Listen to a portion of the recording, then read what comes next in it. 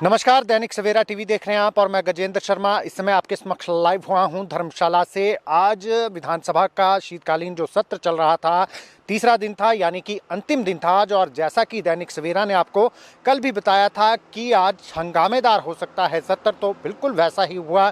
सबसे पहले राज्यपाल के अभिभाषण पर जो है चर्चा होने से पहले जो है प्रस्ताव प्रस्तुत किए गए और एक विधेयक प्रस्तुत किया गया जो कर्ज लेती है सरकार, वो जीडीपी का अभी 4% ले सकती है, लेकिन उस कर्ज के जो प्रतिशतता है उसे बढ़ाने के लिए अब उसे 6% करने को लेकर जो है वो एक प्रस्ताव प्रस्तुत किया गया, और ताकि जो है प्रदेश सरकार ज़्यादा कर्ज ले सके अपनी जीडीपी के अनुरूप। पहले 4% ले सकती थी, अब जो है वो 6% इसे करने का जो है वो प्रस्ताव जो है वो विधानसभा में रखा गया।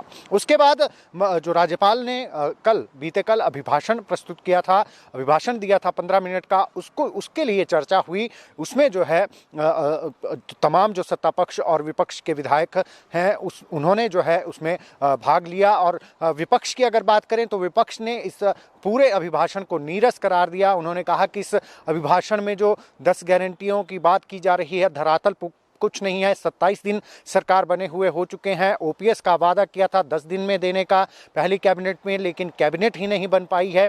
इन तमाम मुद्दों को लेकर विपक्ष जो है काफ़ी हमलावर जो है वो नज़र आया सत्ता पक्ष पर। तो वहीं सत्ता पक्ष ने डिनोटिफाई हुए संस्थानों को लेकर जो बातें कही कि केवल जो है 6 महीने के अंदर अंदर 900 संस्थान खोल दिए गए, ना तो बजट का प्रावधान किया गया, ना ही स्टाफ की नियुक्ति की गई, इसलिए जो है ये संस्थान बंद किए गए हैं। और हालांकि यहाँ पर ये ज़रूर कहा गया कि जिन संस्थानों की ज़रूरत होगी, यानी कि लोगों के लिए जो संस्थान ज़रूरी होंगे, दूर दराज के क्षेत्रों में जो खोले गए होंगे, उन्हें कंटिन्यू किया जाएगा, लेकिन पहले उनके लिए बजट की व्यवस्था की जाएगी और फिर उनके लिए पूरे स्टाफ की व्यवस्था की जाएगी। और जब लगेगा कि संचालन जो है इनका सुचारू रूप से किया जा सकता है, ऐसे संस्थानों को जो है अवश्य वो खोला जाएगा।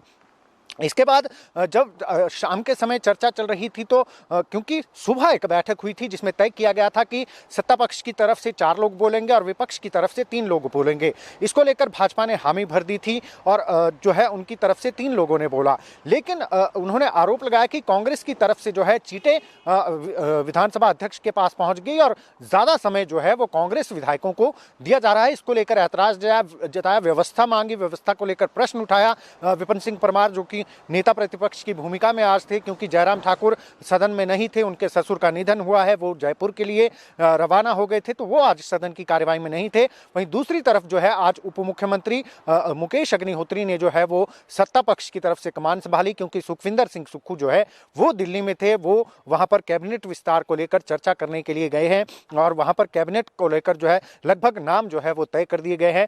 लेकिन जैसे ही चर्चा चल रही थी शाम के समय, जब ये सारा घटनाक्रम हुआ, तो जब स्पीकर ने कहा कि नियमों के हिसाब से ही जो है वो बोलने के जो है परमिशन दी गई है, और उसको जो उनकी व्यवस्था को लेकर प्रश्न उठाया था उसे जो है मना कर दिया विधानसभा अध्यक्ष ने उसमें उन्हें बोलने के लिए। तो इससे नाराज होकर विधायक जो है वो सदन में ही नारेबाजी करने लग गए भाजपा के, और सदन से जो है नारेबाजी करते हुए बाहर की तरफ वॉकआउट कर दिया। अब विधायकों का यही आरोप है कि कांग्रेस के विधायकों को ज्यादा समय दिया गया, उन्हें बोलने के लिए ज्यादा समय दिया गया, जैसा कि बैठक में तय हुआ था वो जो है कांग्रेस ने उसके उलट जो है वो कार्य किया है। इसको लेकर जो है उन्होंने सदन से वॉकआउट कर दिया है। अब सदन की कार्रवाई आज जो है जैसे ही घटनाक्रम हुआ, मुकेश अग्निहोत्री ने रिप्लाई देना था, उनके रिप्लाई से पहले ही जो है सदन ने वॉकआउट कर दिया था, रिप्लाई को नहीं सुना।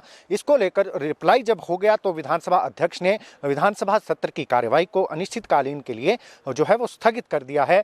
अब जो दूसरा सेशन होना है वो शिमला में होना है, बजट सेशन होना है, क्योंकि ये सरकार का पहला सेशन था। शीतकालीन सत्र जो है वो हमेशा धर्मशाला में किया जाता है, ये रिवायत रही है, लेकिन इस बार जो है 3 ही दिनों का ये सत्र रखा गया था और वो जो है आज समाप्त हो गया है। जैसा कि अंदेशा था हंगामे के साथ ही ये सत्र समाप्त होगा, हुआ भी बिल्कुल वैसा ही है। और हंगामे की भेंट ही जो है वो ये सत्र पहला दिन भी जो है हंगामे की भेंट चढ़ा था और आखिरी दिन भी चाहे अंत में हुआ, लेकिन जो है विपक्षी विधायक वॉकआउट करके सदन से बाहर चले गए। उन्होंने उप मुख्यमंत्री का कोई भी जो रिप्लाई देना था उप मुख्यमंत्री ने वो नहीं सुना।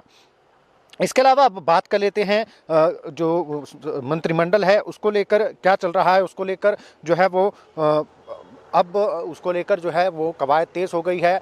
कल का हालांकि जो है अभी तक जो सूचनाएं निकल कर आ रही हैं, कल जो है वो कैबिनेट का विस्तार हो सकता है। अगर कल नहीं होता है, क्योंकि परसों दोपहर में राज्यपाल ने निकलना है, अपनी छुट्टी पर जा रहे हैं राज्यपाल, तो परसों सुबह भी जो है वो बैठक, ये कैबिनेट का विस्तार किया जा सकता है। अब मुख्यमंत्री शिमला आएंगे तो तय किया जाएगा कि कब का समय जो है वो राज्यपाल देते हैं ओथ के लिए।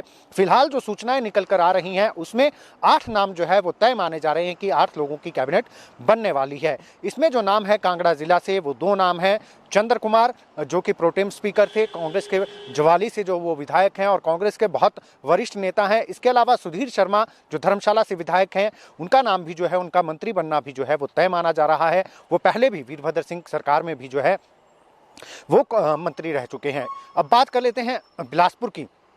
तो बिलासपुर से राजेश धर्माणी जो है वो पहली गवर्नमेंट में सीपीएस रहे थे, लेकिन इस बार उनके नाम पर मोहर जो है वो पक्की मानी जा रही है कि वो भी जो है वो मंत्री बनने जा रहे हैं। चंबा से मंत्री नहीं बनेगा, क्योंकि चंबा से पिछले कल ही जो है वो सदन के नेता, सदन के जो विधानसभा अध्यक्ष हैं, उनकी नियुक्ति कर दी गई है। कुलदीप सिंह पठानिया चंबा से आते हैं, तो चंबा से भी अब मंत्री बनने की गुंजाइश नहीं है। अब बात रही कुल्लू की, तो सुंदर सिंह ठाकुर का नाम जरूर चल रहा था, लेकिन अभी उनके नाम पर संशय है कि वो मंत्री बनते हैं या नहीं बनते हैं। इसको लेकर संशय जो है वो बरकरार है। बिलासपुर का हमने आपको बता दिया, राजेश धर्माणी वहां से मंत्री बनने वाले हैं। सोलन से कर्नल धनीराम शांडिल जो कांग्रेस के वरिष्ठ नेता हैं, पहले भी जो है वो मंत्री रह चुके हैं, उनका जो है नाम तय माना जा रहा है कि वो जो है सोलन से मंत्री बनेंगे। अब बात कर लेते हैं सिरमौर की, तो सिरमौर से हर्षवर्धन चौहान का नाम वो पक्का तय माना जा रहा है कि हर्षवर्धन चौहान जो है वो मंत्री बनने जा रहे हैं। शिमला की अगर बात करें तो शिमला से विक्रमादित्य सिंह मंत्री बनने जा रहे हैं, और जो 2 नाम इनके अलावा है रोहित ठाकुर और अनिरुद्ध सिंह, उनके नामों पर संशय जो है वो बरकरार है कि वो जो है मंत्री बनते हैं या नहीं बनते हैं। इसके अलावा जनजातीय क्षेत्र की अगर हम बात करें तो जनजातीय क्षेत्र किन्नौर से जगत सिंह नेगी का मंत्री बनना तय माना जा रहा है। फिलहाल जो है 8 मंत्रियों का जो है यहाँ पर यही अभी तक सूचनाएं आ रही हैं कि 8 ही मंत्री बनाई जाएंगे। 2 सीटें जो है वो खाली रखी जाएंगी, क्योंकि अब हमीरपुर से खुद मुख्यमंत्री हैं और उप मुख्यमंत्री ऊना से ताल्लुक रखते हैं, तो यहाँ से भी मंत्री जो है वो नहीं बनेगा।